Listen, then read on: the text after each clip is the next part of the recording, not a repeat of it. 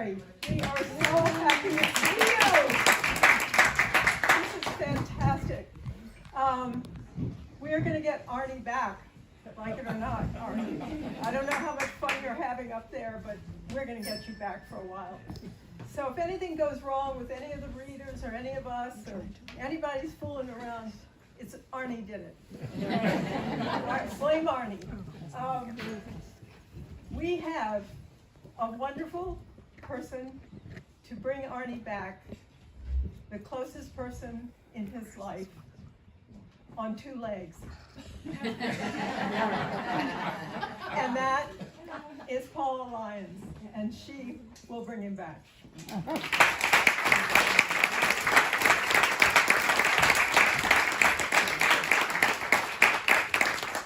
When I look at this crowd, I'm completely convinced you don't even need me to bring him back. But nonetheless, I'll give it a go.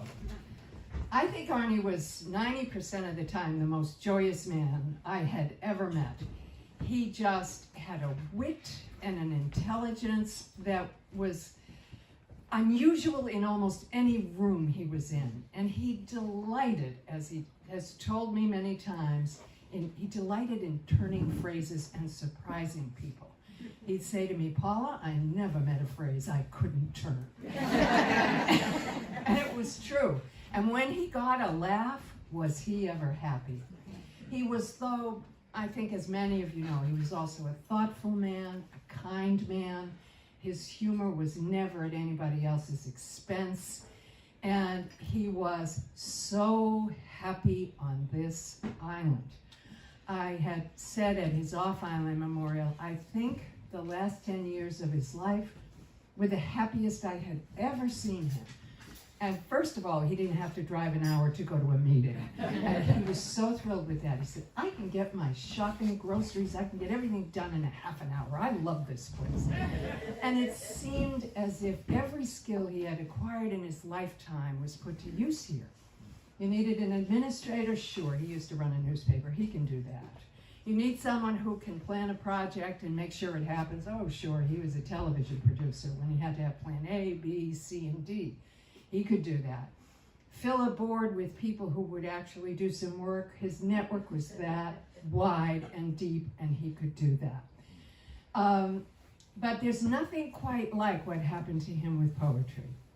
You know, we moved here and I saw an ad in the paper and it said they were looking for a poet laureate. I said, Arnie, haven't you noodled around with poetry a little? Do you think you could send something in?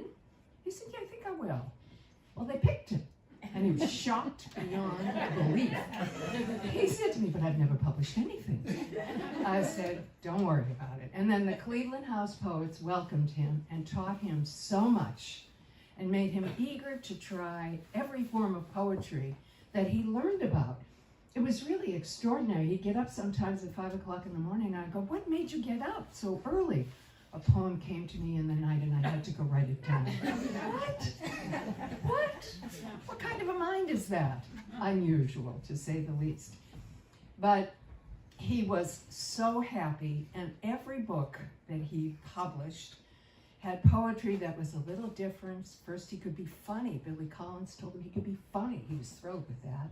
But then they got deeper, more profound, to the point where I didn't understand a lot of them myself. But I'm hoping to hear them read out loud, and maybe they'll make more sense to me. And I'm so grateful to Valerie and Fan for coming up with this idea, helping choose the poems for the book we published posthumously. And I'm ready to hear Arnie's words again. I hope you are too. Thank you.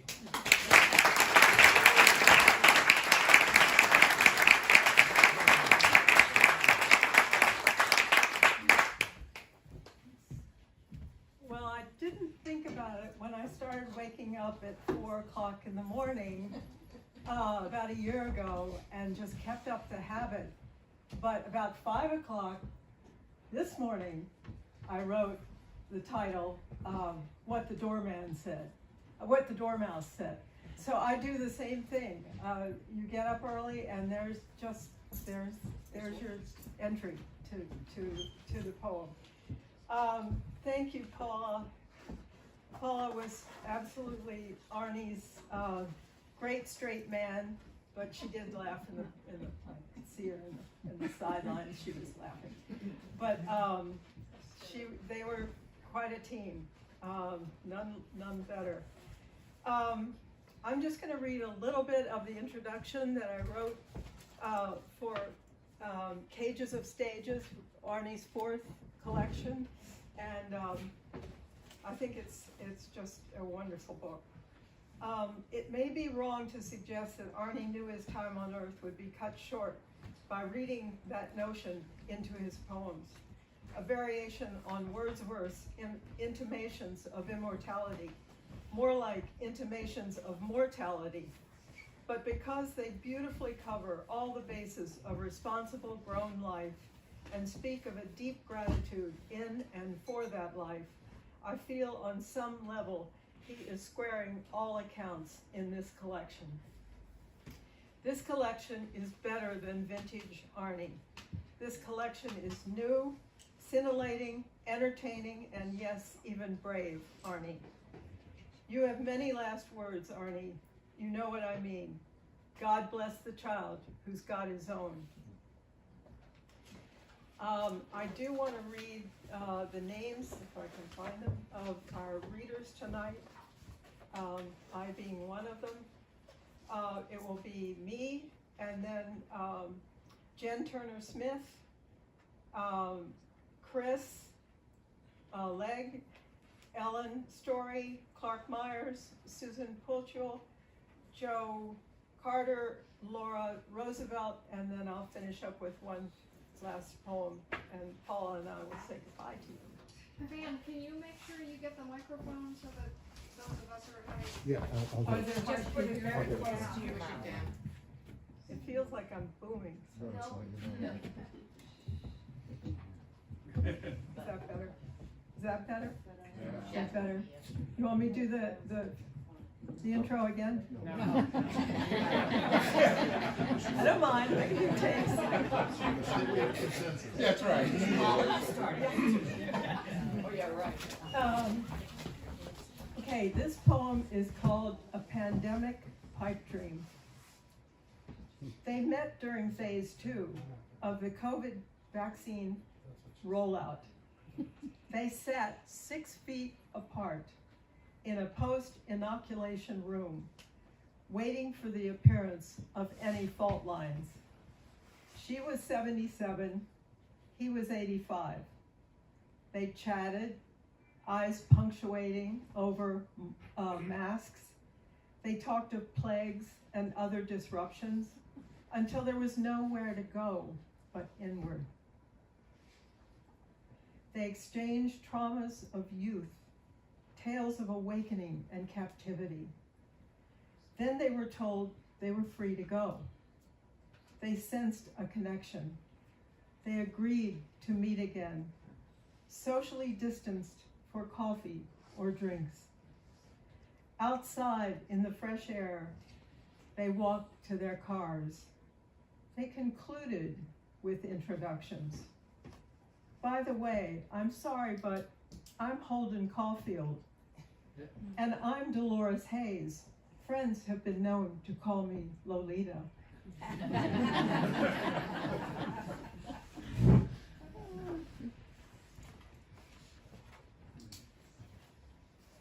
sorry. Oh, here it is. Arnie knew every play probably ever produced. He also knew most of the movies. He had, as you've probably been told, a photographic memory. So photogenic, photographic, whatever, but he could remember everything. And if you were a friend of Arnie's and you were stuttering around and couldn't come up with something, you'd say, Arnie, what was it that it happened to, or who was it who, and he had it. And that must have been really tough to live with. I remember nothing. So this was what I could tell was his favorite movie, and he did write about it. We're all poets are told not to write about art, not to write about things that you can't see. Arnie, thank God, came to poetry late, and he didn't listen to any of the rules. So this is called At the End of the Third Man, and if you haven't seen this movie, jump to Amazon, whatever, whoever has it, and watch it, and watch the cinematography as much as you listen to the zither. Da da da da dum da dum, da da da da dum da dum. It plays all the way through this movie, a 1949 movie, and the man who they got to play the zither was at a coffee house with them, and they hired him on the spot, and his music became the best song of 1950, and this movie is considered the best movie in Great Britain ever made. So at the end of the third man, there is no eye to eye, not this time, yet both take the only way in and out at a funeral for the feelings mutual, for a man who lost his way, his worth. At guilt's gravesite, she ignores him. She ignores him and she blames him. She knows he was right, morally, but all emotions do not end in a burial. He waits at the end of the wooded path. He hopes like the child in the man. He leans like a locust, legs at the ready, back against a broken cart, eyes down, to zither in defiance. She approaches a grounded angel among the unforgiven. She keeps her pace, walks right past him. Just another broken cart. Her exit cuts her from the frame. Just another invisible knife. He lights a smoke, flings the match bitterly, as if more than one flame had gone out.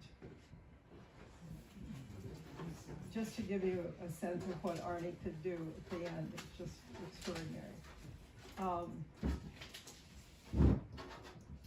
Okay. Next we have Jennifer Smith-Turner. Either. Which one? I'm Jennifer's good. Thanks. I'm going to read two poems. Arnie had a unique way of connecting the dots.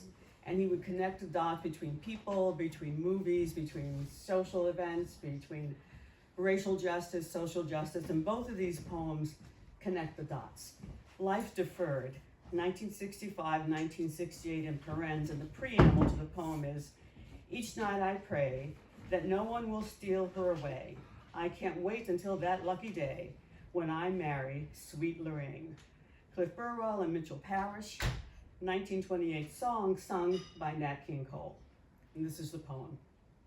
They never got to be, for instance, Nat King Cole never got to be a merry old soul. With his sweet Lorraine, he went up in smoke with no regrets. Gangs of white cigarettes choked the last songs from his lungs.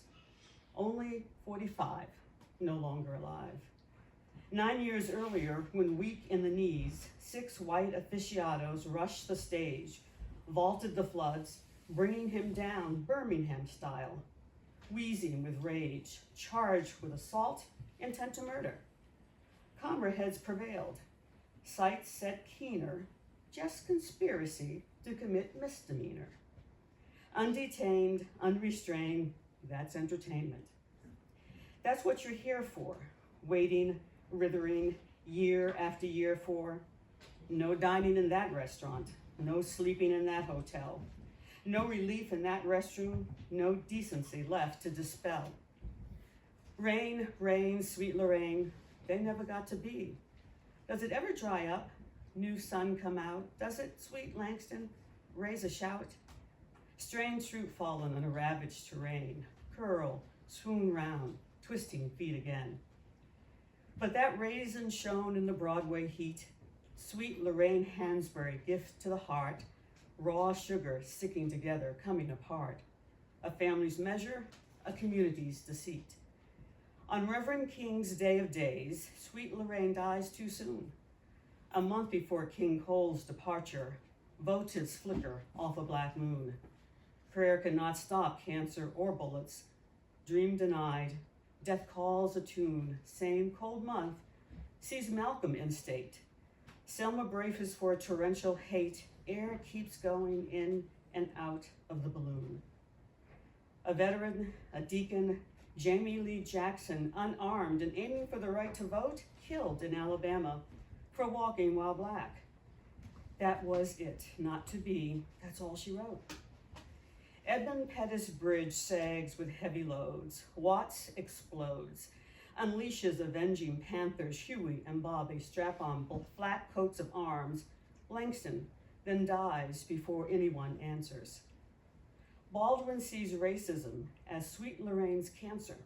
The killer stalks the country's registry of deeds, turns homes and hoods into cells and graves where all blooms expire as trampled seeds. They never got to be, lulled to sleep with the dead by rhythms of a bomb's alibi, American noises inside your head. A playwright passed away, age 34, on a pastor's birthday, age 36. What passes for pastoral is laid to unrest. Every soul a cry, none to be merry, from the New York death of young Lorraine Hansberry. Dreams aside with pie in the sky, above this rock-ribbed road in hell, to King's Memphis death at the old Lorraine Motel.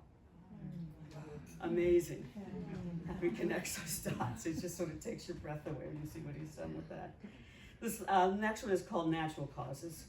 When I was young, besides the Dodgers leaving Brooklyn, among my major fears were natural causes. People kept dying of them. What were the triggers? Green bread, blue cottage cheese, growing an attaché case out of the fingers of one hand. Did you see that? Proximity to an apron stained with ketchup or blood or both. Baseball bats, hockey sticks, tight shoes, rusty razors, not looking both ways, biting your tongue, biting someone else's tongue, dating outside the religion.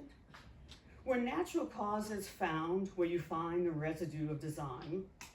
That's what Branch Rickey called luck. It's life only as luck would have it. He broke baseball's barriers, signing Jackie Robinson and Roberto Clemente, all the while keeping his head. And then he introduced batting helmets. But the game's not the same anymore. Neither is any residue of any known design. In these games, we seem to be kept alive by what some would call natural causes. Thank you, Arnie.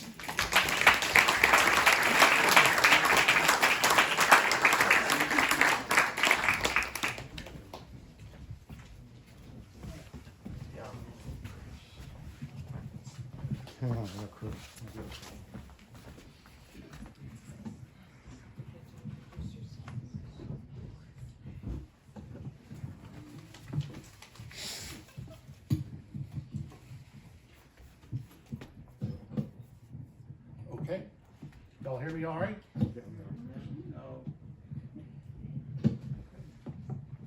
Hello, Yes. One, two. Introduce yourself. I'm Christo Legg to some people. Chris Legg is my name. One quick anecdote, when Arnie came to the meetings, we almost never changed anything that he ever did. It was amazing. One time, he wrote something about like, and he put many likes in there, and I complained about it to him. And he was sort of taken aback. But then 2 weeks later, he comes back with a poem about how he hated the word like. And when I say the word like, I mean like, you know what I'm talking about? Like you hear some people say. Anyway, from Poor Richard's Other Almanac. I don't pick up pennies. Bad omen, bad penny. Penny lying on the pavement might as well be a canary flying out of a coal mine. You don't really know where it's been. You don't really know what it means. A penny lying there could have dropped from heaven. If heaven had a hole in it, the dead would tumble through it. One at a time, like the penny, down to earth in front of my feet. And if I'd stoop to pick up the penny, the dead would leap upon my back, make a wisecrack, as if I'm to enter heaven once that hole has been sealed. I need to find whoever lost that penny and return it, no questions asked. Might as well try to save a canary wheezing through a coal mine. I don't pick up pennies. Just an aside. I was walking through the yard today, but I never walk. Found a penny.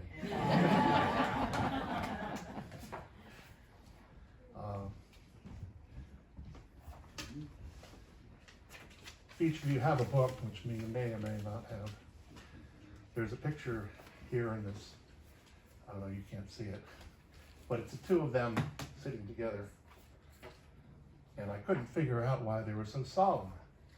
And then I saw that he had an earring in his ear, a really luxurious looking one. And it cracked me up, and I finally figured it out. He could never be a straight man.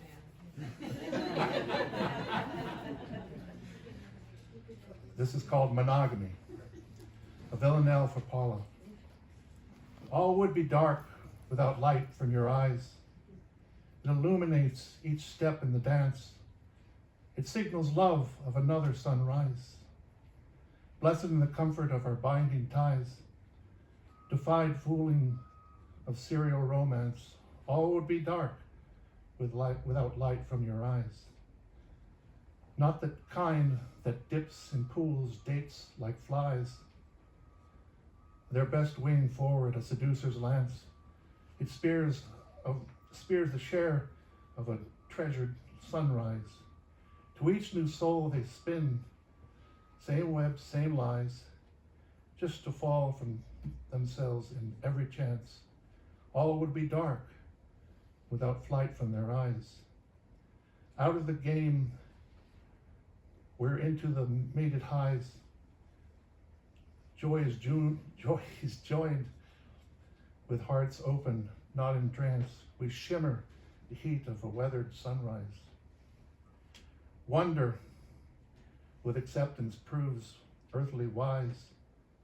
Discovery goes deeper than glance. All would be dark without light from your eyes. It signals love of another sunrise.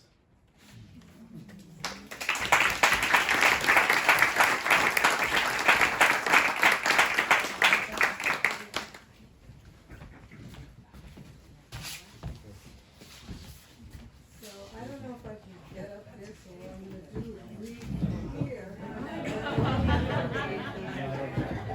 Not okay.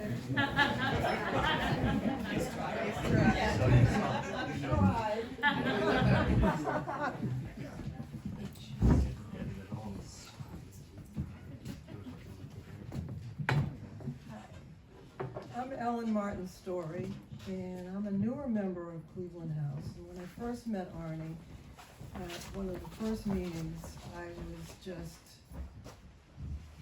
shocked. Yes, he was just more person than I'd ever met in my life. And so I am not reading from the new book, I'm reading from the old book, an older book, his book just before Cages of Stages. And I'm reading the first poem that, I think it was my second meeting there, and this poem blew me away. Close Encounters with the Third Reich. If you see wings, think angels. As long as we have Easter, Christmas, and Halloween, we will have conspiracy theories, assassins treading on greener grass. Blinded by the imagination of complacence, we let a deceptive symmetry of fear descend, fade, in with a cold front. Turn all eyes down and walk into a march, a white shirt brown. Hunger is what hunger does. There's always more meat than meets the eye. The parade disperses, the piper remains. Cloaked in confidence, a maniac strikes a match. The flag is burned along with the drummer. I live for millions lost in my family forest. I have survivor's guilt, but I also harbor dark desires to taste a variety of vengeance, especially when I eat and dance. Therefore, I am a certified human being. The 3 E's in therefore on little quick feet come together in a silent scream. If you hear vultures, think showtime. The next poem is called Child Brotherhood. And what I found out from this poem, which was really neat, is the reason why I'm reading it, is that Arnie was an only child, and so am I. We shared a room growing up. You were 2.5 years older. Your job was to show me what went wrong. We seemed to agree on one thing. Life would be more exciting if instead of parents, we had parrots. At that age, agreement looked like bonding in every sense of the word. We were together, but I was strapped to my chair. You gave me no choice but to see life from a different window, to go out a different door, to climb another tree, to reach for a star whose light showed me the way, to a room of my own in a house of only children, were my only relations each night in the yard, a snowy owl, a snowy egret, a purple martin, sat cross-legged around a self-igniting campfire. Except, birds don't sit that way, brother, do they?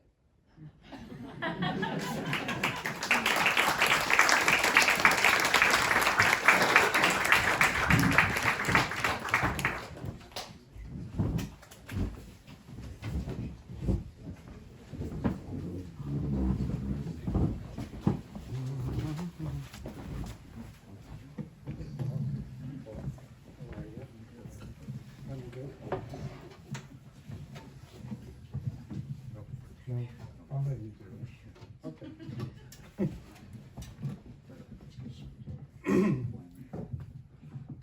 Okay. Okay, thanks. Hi, everybody. I'm Clark Myers, and wanted to thank Cleveland House for including me. I'm like the really bad member that never goes. So I don't even think I'm a member anymore, but I really appreciate getting to do this. And I loved Arnie. We were like brothers in ways, the brother he didn't have. And we were both children of the 60s, and we could relate on that on a lot of levels, and a lot of my poems are from then, that time, and I think a lot of his are as well. But I'm going to start with a poem called Another Emily Homily, an exercise in sprung rhyme. And we both used to talk about Emily a lot, you know, the monster of Amherst. And I said to him once, yeah, she's like the Jimi Hendrix, you know, where did she come from? Like, and he loved that. Another Emily homily. Because blood is a river, hopelessness is a thing plucked clean. Beak of bleakness pecks at the light, takes roost beside the war machine. Each sore seems an Icarus flight. Coats of many colors go gray, each egg a bomb in time release, preens its wings for another day. It nests that rest in dying trees. A phoenix on its second burn, one of these points of no return. In hunting season, hear its cry, surrender, then just wave goodbye.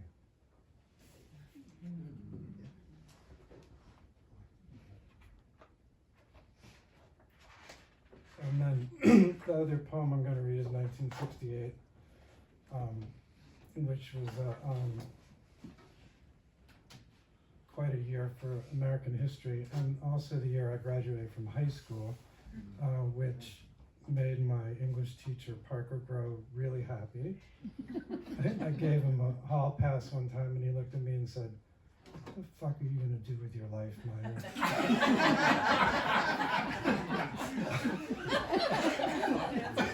1968.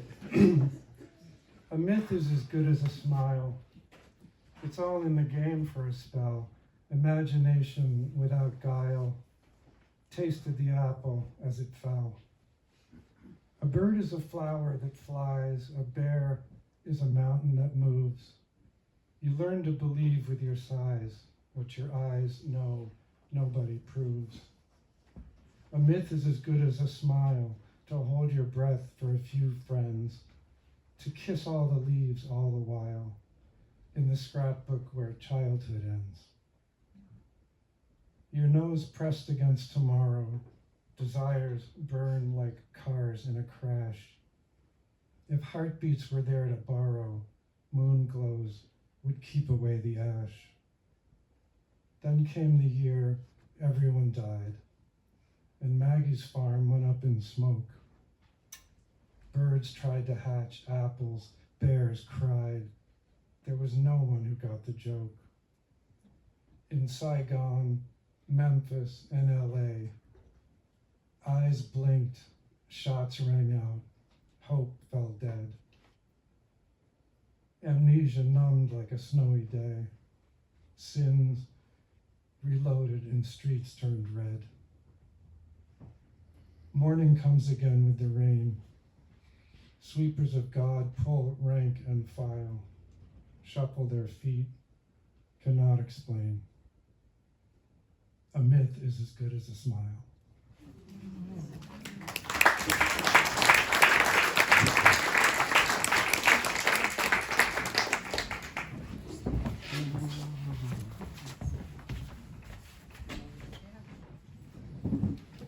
Hi, I'm Valerie Sonnenthal, and I feel like Arnie and I probably crossed paths more than I ever realized since like the first Dylan concert I went to that I was in the front row at the gym at Brandeis. He produced, but I didn't know that till we had actually known each other quite a long time.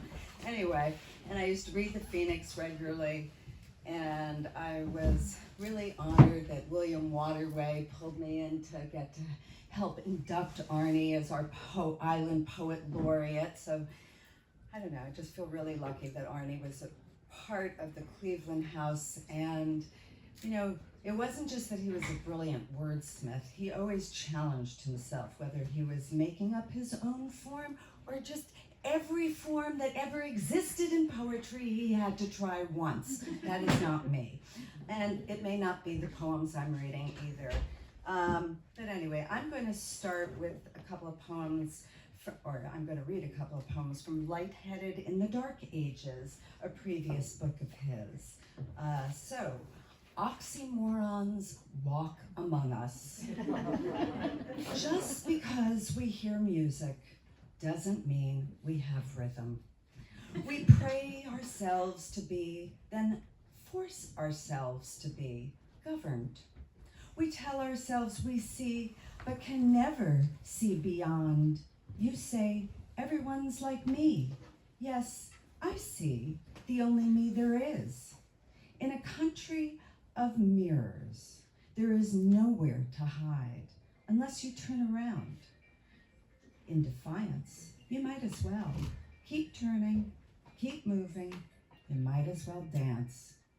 People want their leaders to lead, but not that way. People want majority rule, but not that one. People want change until they get it. Choose from column A, unless all you see is column B. Under communism, everyone has a job for life, but no one is happy except the oligarchy. Under capitalism, no one has a job for life, so no one is happy except the oligarchy. The manipulators who came up with government intelligence, the magicians who came up with informed electorate, are the same marketers who brought you business ethics and jumbo shrimp. Somewhere, the music has started up again. Give me your hand. And then the other poem I'm going to read is Goodbye for Now. I may have said I'm sorry, may have said a lot of things. Hints were dropped, clues were left. Definitely, there was mention of love. Perhaps more exaltation than exhibition. There's an art to everything, isn't there? Less violation, more volition. I asked favors, forgiveness, once before. Everything stopped for jazz once before. You would say that, wouldn't you? As an artist, you're more skilled. In the night sky, the moon won't hang the same. The wind won't raise your name. We are all wind-ups until we're not. In time, in French, what's past is lost. Eyes were dropped. Hopes were left. Less salvation, more solution. There's an art to mystery, but now the mystery is, do you dial 911 or close the book? Definitely, there was mention of love. May have played under the horns, Miles Davis mourns kind of blue, Arturo Sandoval can't get started with you. Traffic resumes. It's how the sorry get on with it.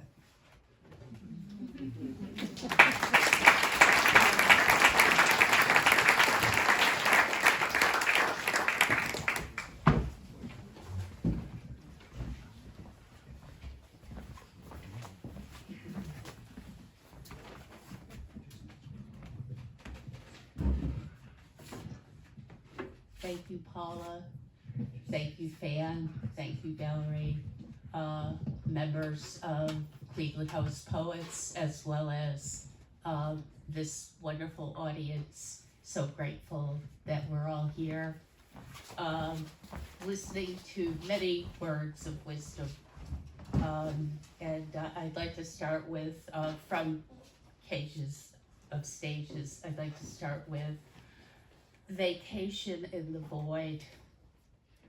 On another day, I would walk to the moon and back, provided I have the proper shoes, but not today.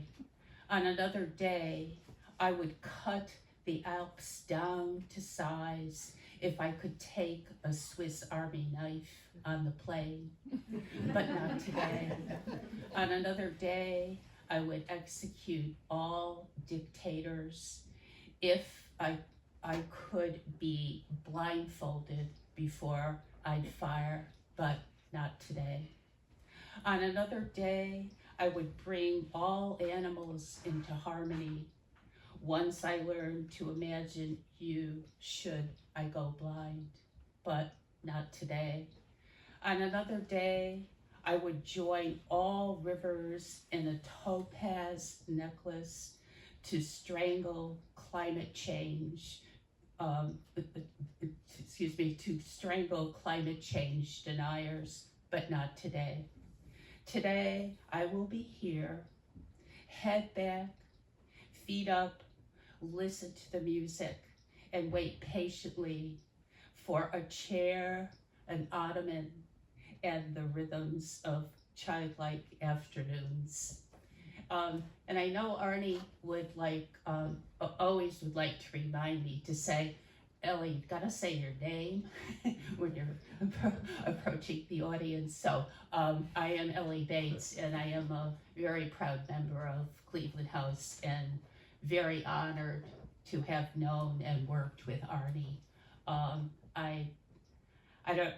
The book can't even express, or all his writings, the person he still is with us in many ways.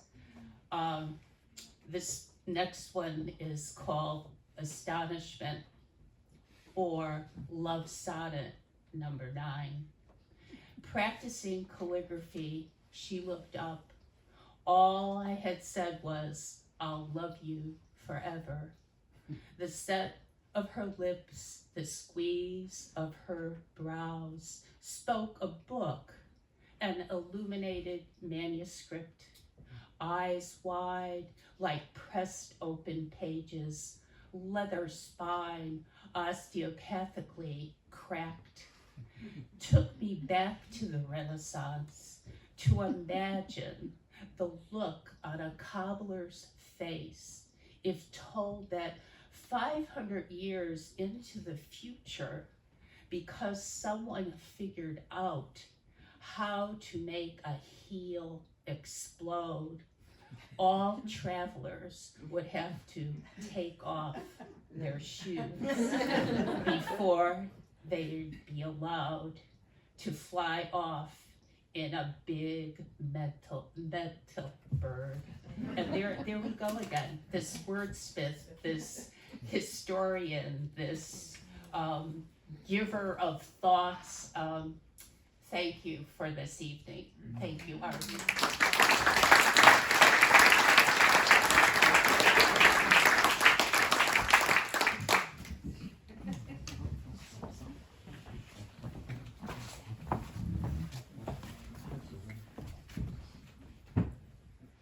That's good, yeah. Hi, everybody. I'm Susan Kuchel. And I have to admit that when Arnie first joined Cleveland House Poets, I was a bit intimidated by his brilliant wit and humor, since my approach is more slipping into the deep, dark end of the pool. But over the years, you know, just his insights and appreciation for that flip side, which is actually the other side of the coin, was just so appreciated. Anyway, I'd like to read two poems from his new collection. The first, titled, "And Yet It Must Be Spring Somewhere." Meanwhile, there's hunger where there shouldn't be, just as there's anger where it needs to be. And yet, it must be spring somewhere. Redwood forest fires savagely consume, flame our ravaged nostrums with forged perfume. Dry beds, once wet with life, creak in the gloam, like lived-in skin throughout a nursing home. Here please to no one in particular, they please pens of a vicious circular, and yet it must be spring somewhere. Little leering men dreamt by Dubuffet, troll neighborhood gardens having their way. Self-swindlers talk the moon blue in the face, blow balloons hawked as honor, not disgrace. The world is too much, with Wordsworth said. Were he alive, he might choose to be dead. Among his daffodils, I sun my mind to sleep with daft thrills of a world gone kind. And yet, it must be spring somewhere. The vernal violins stop, so we stare as winter, shoulders hunched, grabs the last chair.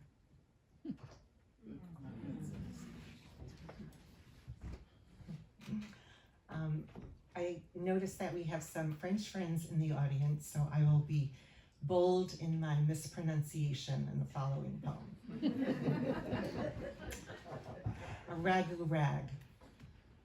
You take a rib that's spare from Baudelaire, bake with veau or agneau, poached by Rimbaud. On your way to a cassoulet with flair, a devilish dish only poets know, with homegrown champignons and berries rare, a few pommes de terre sliced and diced just so.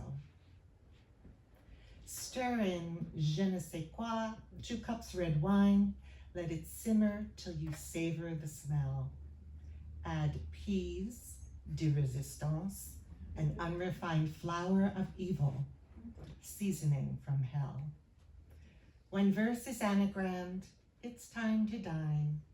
You'll serve, you'll hit a nerve, and cast a spell. Not that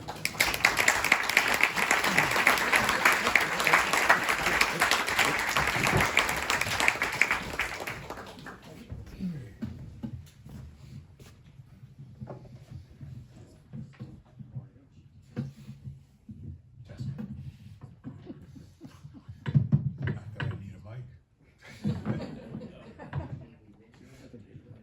Okay. All right. Good evening, everyone. Good evening. And it's an honor to be here to represent my very good friend, and he was a board colleague on the Martha's Vineyard Social Justice Leadership Foundation, a very dedicated member he was. And this is just such an honor. I'm not a member of the Cleveland Club, so I feel honored to get to stand here and read my good friend's poems. The first one from Cages of Stages, which I hope all of you will consider buying. I think we'll have some for sale, and you'll hear more about that later, but it is quite a collection of Arnie's poems, and they're all exciting. This one, entitled For One of the Men in Mentor. He was my Ben Cartwright, my Lou Grant, my Mr. Wizard, my teacher, my editor, my scout. He taught me the difference between tidings and tabloids. That if it seems tasty and colorful, but wobbles when it walks, it's just Jell-O journalism. That whenever a linotype loses it, the last bar of hot lead always pops out the same. Eti oin shurlu. He showed me the way. It's not here, he said. It's over there. Over there's your life. Go live it. It's time to go far, son, said my own Kit Carson. I was in high school, a time when your body and your politics are made of silly putty. When the roaring of your loins can drown out the ripples of your thoughts. He showed me the way. I've seen the road up ahead. Your tracks are on it. It's over there. It's your life. There is no light in the shadows of your family. All that can develop there. All that can develop there, is a photograph or a mushroom.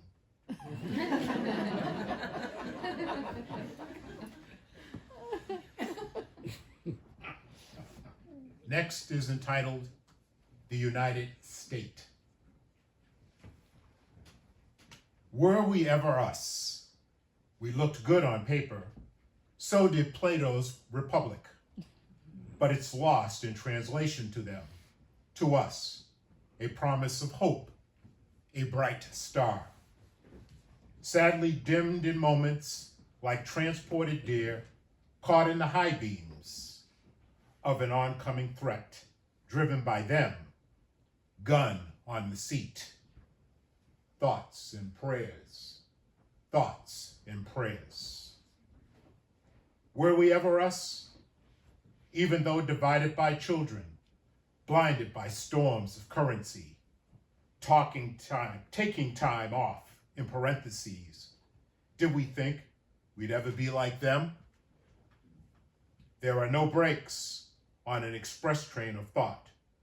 There is no moral compass in the hands of such seekers, lost beside themselves, ideals spent. Were we ever us? We looked good on paper. So did the wedding of the waters. Still they overflow with joy and grief. Were we ever thus?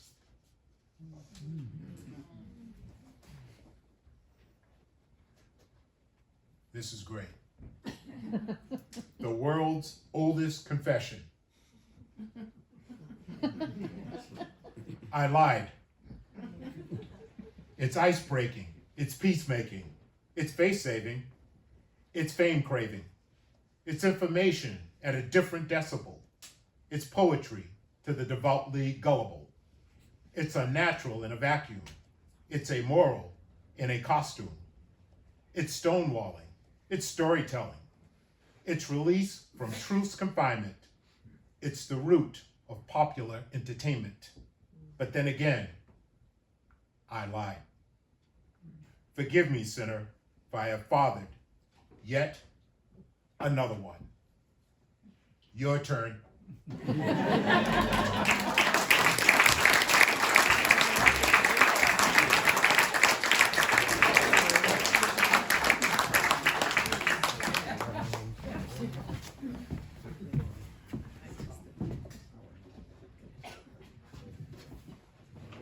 think that's good, yeah. Yeah, that's fine. Well, shoot, Joe, that's a really hard act to follow. So, as a writer, I love reading writers writing about writing. And especially as a poet, I love hearing or reading poets writing about poetry. And Arnie did that from time to time. So I'm going to read two poems from this newest book about poetry. The first is kind of about his milieu, for where he writes his poetry, and it's called Inventory During a Pandemic. This is day 62. We're still under curfew. I sit at my desk, staring at a blank screen. I'm quarantining my inner child. As I look at all the toys of my trade, the notebooks, the Post-its, the thumb drives, all askew, not in any neat array, I squint until I see them as they used to be.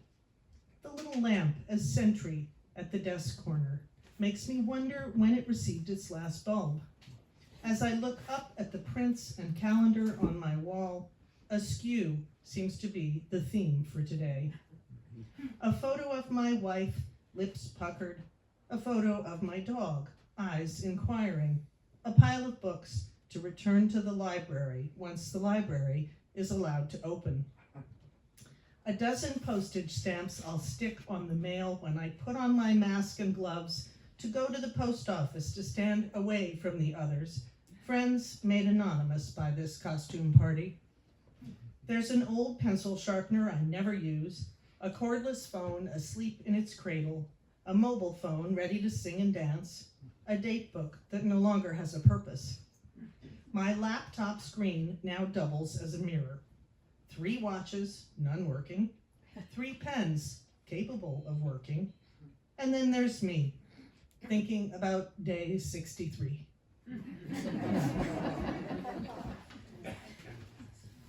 And this one, I just love the title of this poem so much. It's called The Poem That Ate Cincinnati. And it's kind of about the poem you want to write, the poem that got away, whatever. Anyway, the poem that ate Cincinnati.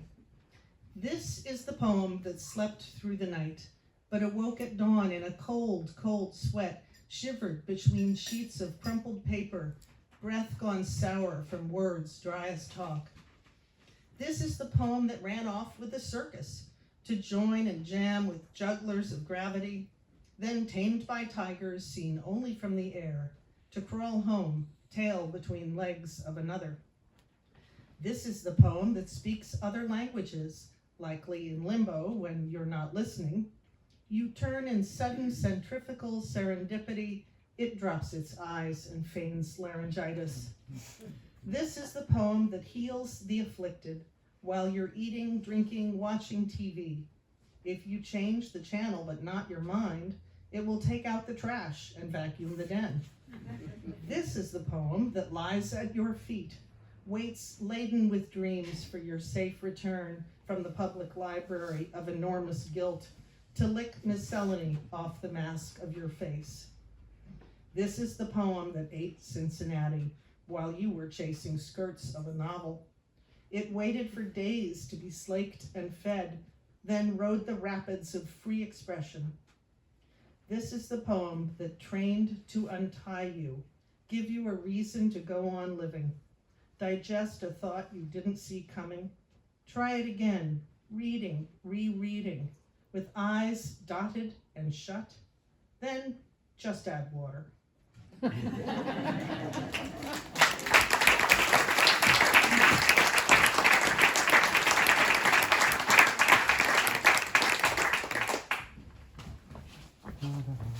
Is there anybody else that I've forgotten? Ellie and Valerie, I'm sorry, I read the wrong page when I forgot to mention you. And that was Laura Roosevelt, who forgot to mention who she was. Okay, to close this wonderful gathering up, and I hope you have really felt all that there is that Arnie wants to give you, wants to tell you, wants to share with you, and so much more, as Judy Woodruff would say on PBS. He does have enough. We looked at poems that could have really produced maybe 2 or 3 more books, and maybe more if we went into the notebooks. But this was what we called, and I think it's very relevant and very wonderful, and very wonderful read aloud. I hope you felt that. And if you get a book, if you have a book, or if you have another book of poetry, try reading it aloud, making a fool of yourself. It just comes alive. It's different because the voice is different in the poet than other voices that are written. I want to finish with something that just came to me. I know it was Arnie's doing. It didn't have anything to do with what I was organizing for Arnie and contemporary thought and all of that. But I just said, okay, Arnie, I'm going to read it. It is you. It's from Ralph Waldo Emerson. To laugh much, I'm going to start over. To laugh often and much. To win the respect of intelligent people and the affection of children. To earn the appreciation of honest critics and endure the betrayal of false friends. To appreciate beauty, to find the best in others, to leave the world a bit better, whether by a healthy dog, a garden patch, or redeemed social condition. To know even one life has breathed easier because you have lived. This is to have succeeded. I wanted to share that with you. Thank you.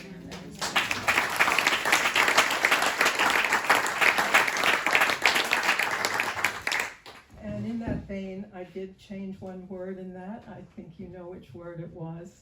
He didn't talk about dogs. But Arnie did. This last poem is Going to Such Lengths, a movement in 6 units. No ruler can take or show the true measure of a man, as when, meter running, he bolts out of a taxi into a yard and on joyful feet playfully inches toward an anticipatory dog, tail wagging a mile a minute. Thank you for coming. Thank Paula for bringing us Arnie again. And do you have any unanswered questions? Any questions at all? Thank you for coming. Wonderful.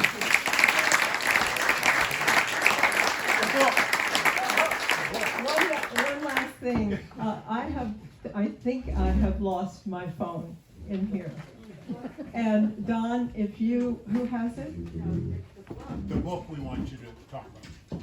The book. Talk about the book. The book is available. Oh, the book is available, we're gonna get to that. Yeah, that's gonna come right after the phone. But if you don't mind, my husband is here and he can ring from my phone and it may answer.